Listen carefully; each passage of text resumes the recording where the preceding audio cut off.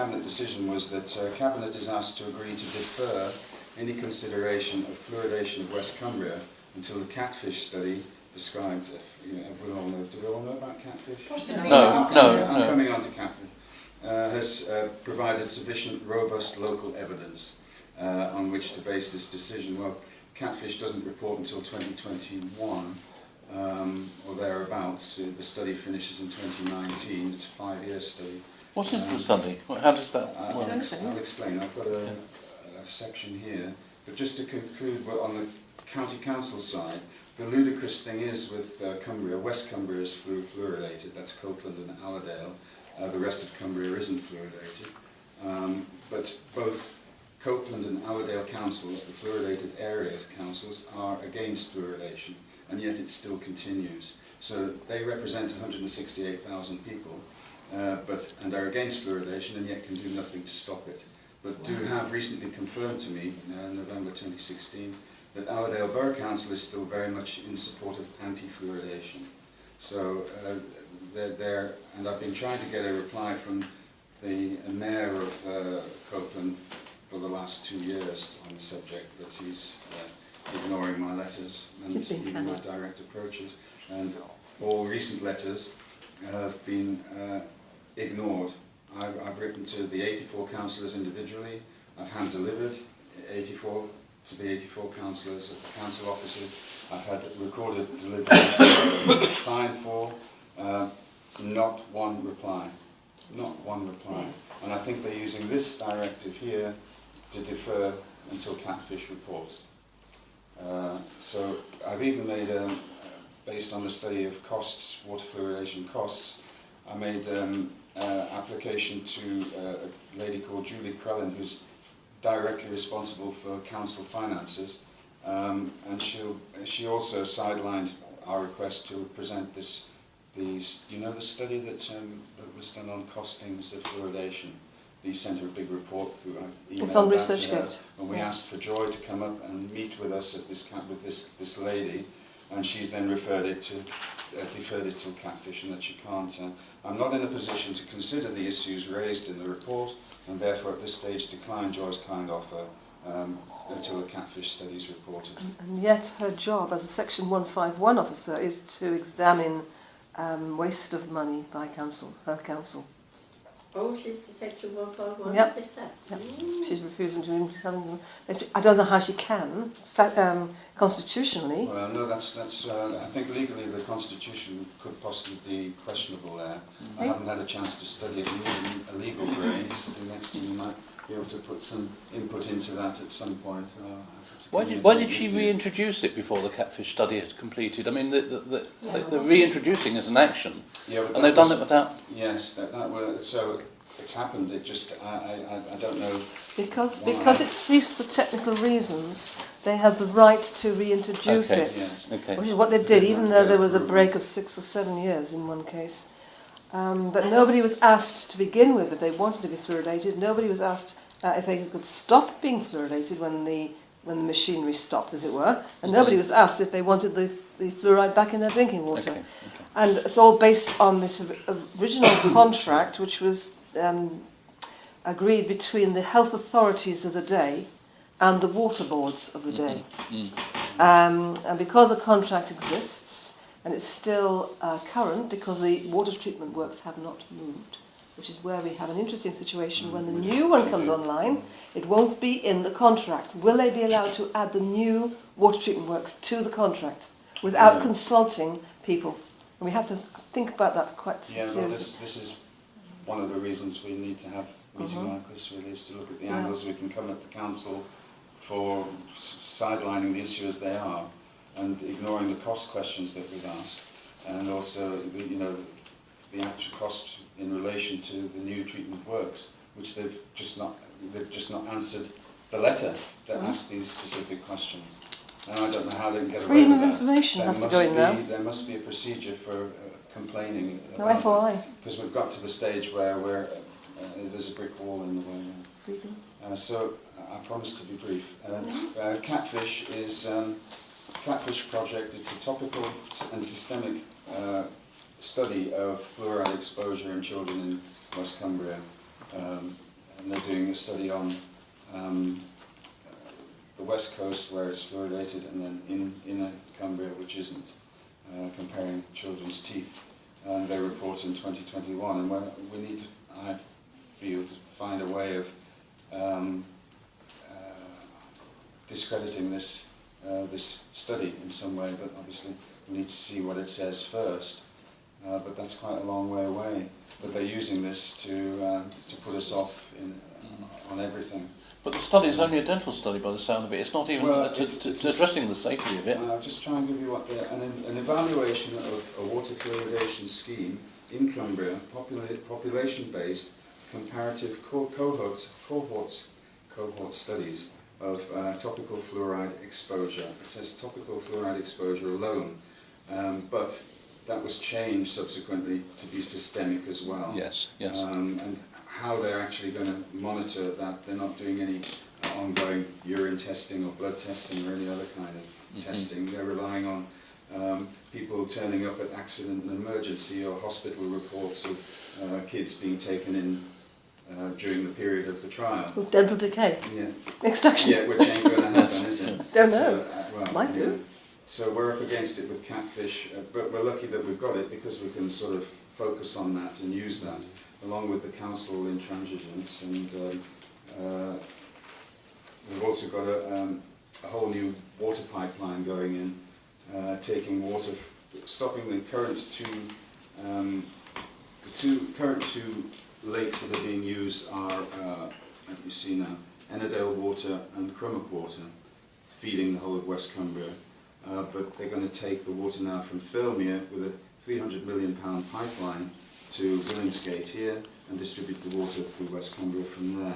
It's being created on the basis of some freshwater mussels which are in this River Ian, which apparently are threatened environmentally, probably not at all by anything other than cattle and sheep and fertilizers, rather than anything to do with fluoride or over-extraction. Over extraction, which is, so they've started using boreholes to supplement the water for the west coast, Whitehaven area particularly, and that's caused a lot of problems with popping kettles due to the balance of the chemicals, or they're not chemicals, are they? What are they? Minerals. In the water, causing kettles to pop. But they've also had issues with sediment and all kinds of other things, and some people are coming out in rashes, and they're associating health issues with this water, which it's not great, but it is great if you want to raise the profile of how important fresh, safe, clean drinking water is. Yes. We've got a whole batch of people over there who are 4,000 people on the Facebook page who are keeping a watching brief on what's going on. So we need to, while this is going on, try and involve them in and motivate them to some kind of action on our cause, but we don't want to be accused of hijacking their campaign. So we are in communication with them, but we're not actually posting any longer on their Facebook page, because people started to bicker and fight and try to discredit and all that kind of stuff. So we've got a lot going on in West Cumbria. The new water treatment works, incidentally, is going to be installing a UV unit at the Williamsgate treatment works, and they're going to be using... So there's no need for the fluoridation then? Pardon? No, chlorine. UV. And then they're using sodium hypochlorite for disinfection rather than chlorine.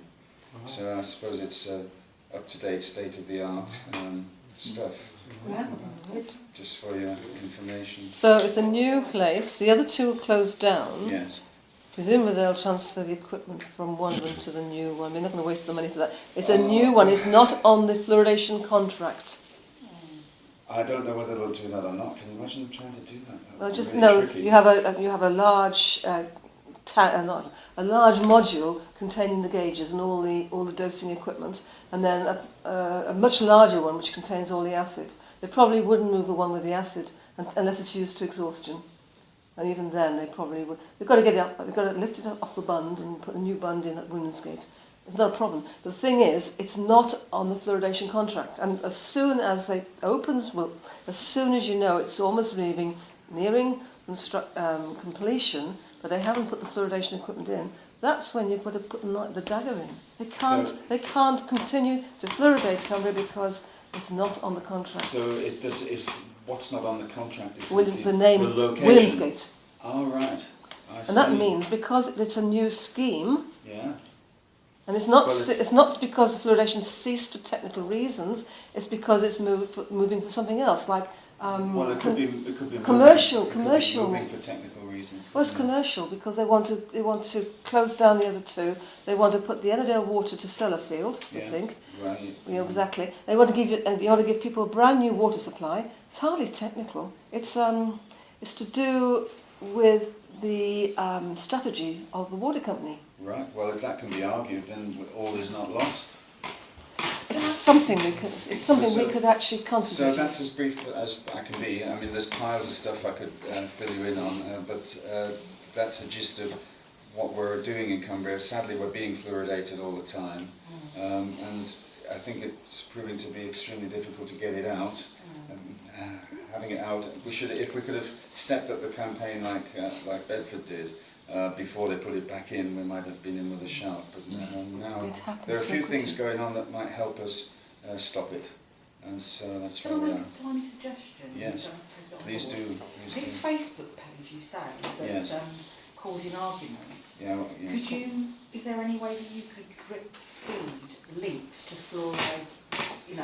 What's rather than trying to get people into discussions, because if there's 4,000 people on there, then it might reach one or two and would spread the word. That's what I started doing. Drip. I was contributing to it as well. Yes. I think we've done enough, really. Yeah. And even to their problems, because they've got the borehole water, which is a big problem for them, and which is causing them obvious illness. Yeah. Even though the fluoride isn't. Right. So that's my little lot, folks. Big lot. We did all the help we can get, and Have you got your own Facebook page as well?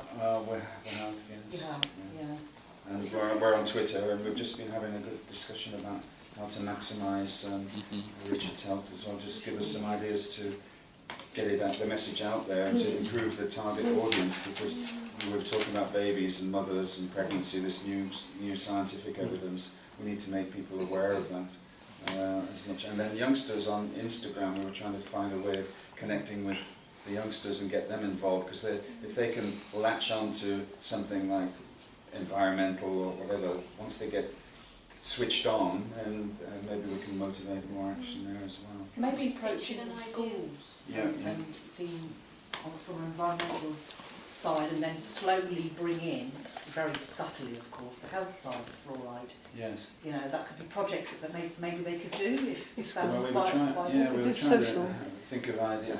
Maybe you could encourage the schools to do projects, get a teacher on side maybe, and sort of... That's hellish. I know, but it's just... Getting in touch with schools is difficult enough without persuading them to do something. What I think we need is like a social media army of activists. Yes. So activists dedicated to social media, and perhaps have a central manager who can coordinate, or where people can go to for messages, images. Are you up for that, are you? Well, it's a huge job. So I couldn't just take it on, I'm afraid, without some help. Because as a PR company, I could in theory do it because I'm quite capable, because I've got a feel of what needs to be done. But it's time. And if other people who are on Twitter who aren't following us yet could follow us, then that builds up there, doesn't it? Yeah. Paul, what about local newspapers, free ones? Like we've done with Cynthia and done articles every so often about fluoride.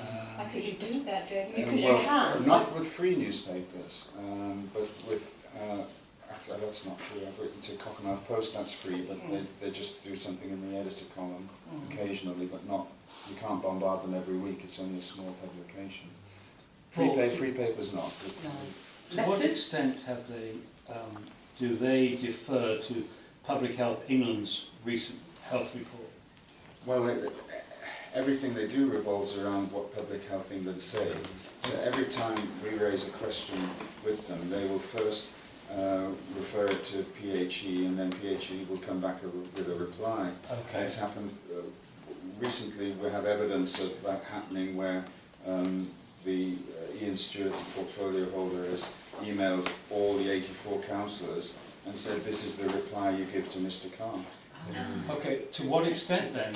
I mean, they made a mess, the PHE made a mess of neurotoxicity, right? They did not, they brushed it off.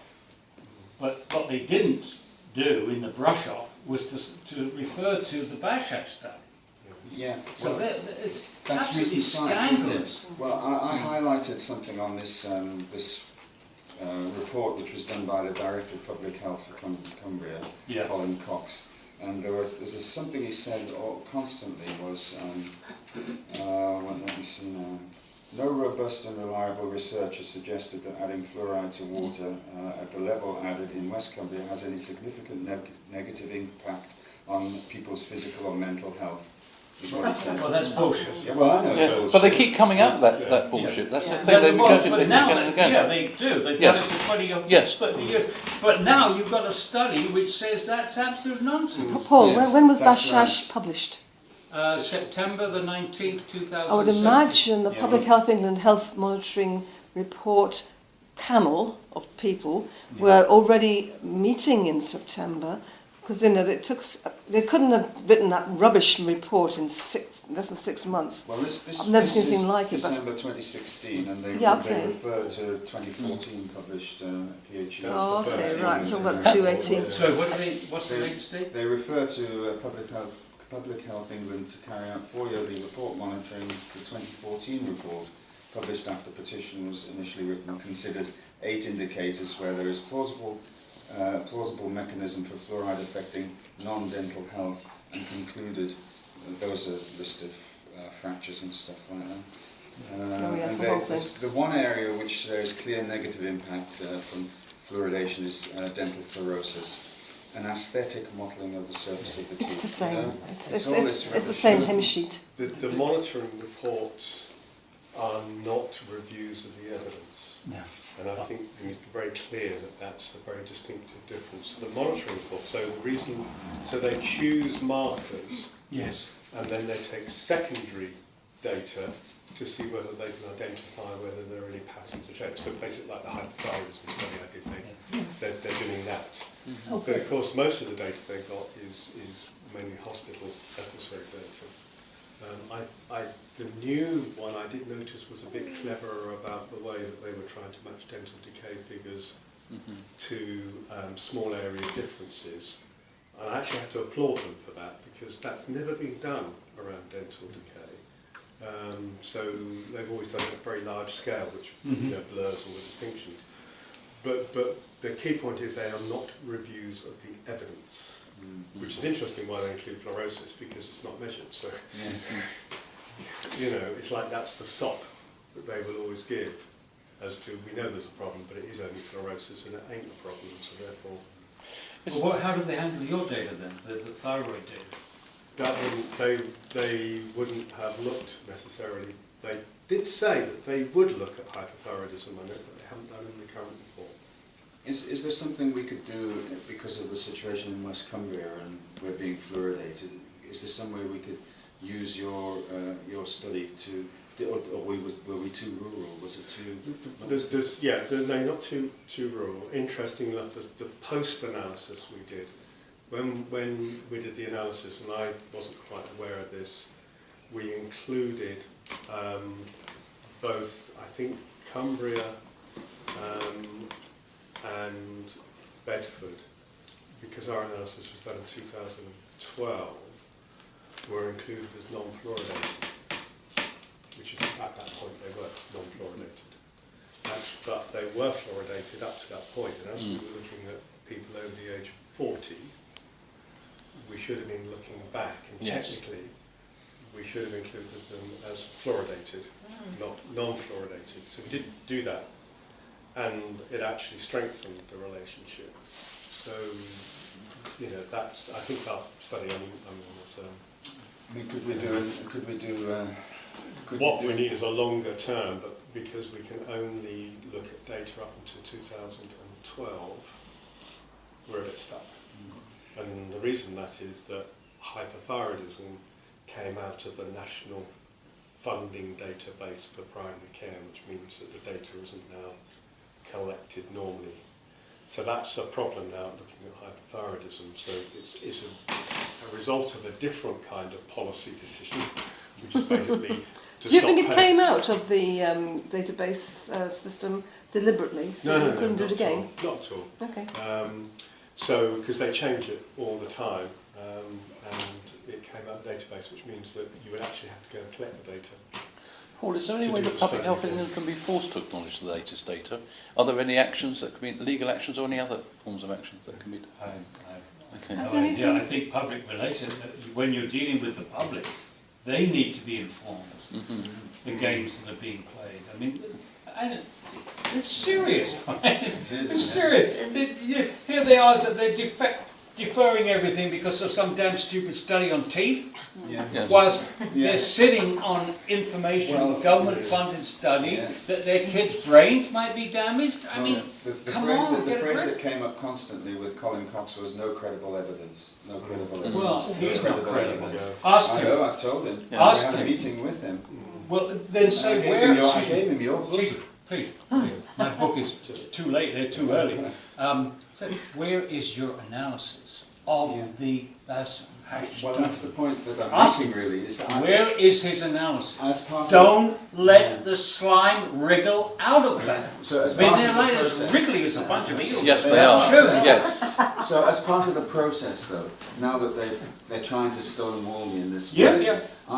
I have a good case, I feel, to go back and say, hang on a minute, you shouldn't be waiting till here because this new report, Yes. this new study Exactly. has come out. So that's what I should be going And it's back far to. more serious than your bloody teeth Yes, study. yes, That's what exactly. you've got to stress. Right. Yes. Well, And the money that's been wasted by Cumbria County Council is more than the money which would be wasted if CatFist comes to an end. It's a good journey. Prematurely. Tweet their reply. Tweet their reply when you I've got a reply, or say announce on Twitter that you're sending this letter, Yes. so the public know. Copy us all in. Well, we'll let's retweet it. let's design and a when you get the strategy reply, for that. we'll Anna. send Let's it put out. together a strategy of how to handle the media in that once we Or do it on start that. Facebook as well. Yes. And do the there's lot. another study that was, there was an epidemiology conference in Germany in March 2018 where the researchers presented the results of another similar Mexican study, actually done in Same Mexico. database. Same database, and they did it for children 1 to 3 years of age. The first was 4 years and 6 to 12. This latest study was 1 to 3 Yeah, years does it of have a age. name? When And the they, IQ of this kids will. actually, Thomas, Cynthia, if Thomas you said send no. around the email addresses, I will send it to Yeah, everybody. please, please. And, but the full study isn't available. Only the results were presented at this conference, but the abstract is available. So we have the two, which I will send to you. Yes, please. Let's have a link to them. So I'll include that one. in And there with was the actually other a previous study in Mexico by a different group of researchers. I was explaining to Stephen, we're not necessarily using it because it isn't as easily relatable to what we were telling pregnant women. It dealt with pregnant women living in areas of high naturally occurring fluoride in their water, and the reduction in IQ was significant. You know that the wiggly stuff that these guys use is Well, it was in China, wasn't it? they talk about concentration all the time. No study has shown that the concentration that we use in fluoridation is any health effect. First of all, those people should fail 101 toxicology because they're talking about concentration. They need to be talking about dose, milligrams per day. Now the beauty about the study they did in Mexico City is they measured the level in urine. Now, even though that is a concentration, that concentration is a measure of total dose. Yes. Especially if they measure it for all the urine for one day, then you've got the dose. It's a haven't measure of all the fluoride they're getting from toothpaste and Yes, from all fluoridated sources, salts. Yeah. fluoridated Inhalation, water. everything. So it's a measure of dose. But you know, Paul, something. Total dose. It's a measure of total dose. So his language Yes. is very much challengeable. They don't like using the word dose because that smacks of medicine and that makes people think they're being medicalised. Also, it means that if you use dose, it proves Paul's point that it is toxic. If you look at the dose that they're getting, then you're into toxicology, aren't you? You're into a toxic effect. They keep away from it. Yeah. It's a no-no word. Yeah, it's a no-no word because it is against their arguments. Semantics, yes. Paul, you said that you weren't able to get a response from your counsellors. Surely you had a right to have sort of face-to-face with your own counsellor? Yes, well, that's true. The person concerned didn't turn up for a meeting on Wednesday. I was going to tackle him on that subject. Did he know you were going to be there? Yeah, probably, because actually I have to own up to being a bit devious here because I've become a counsellor. But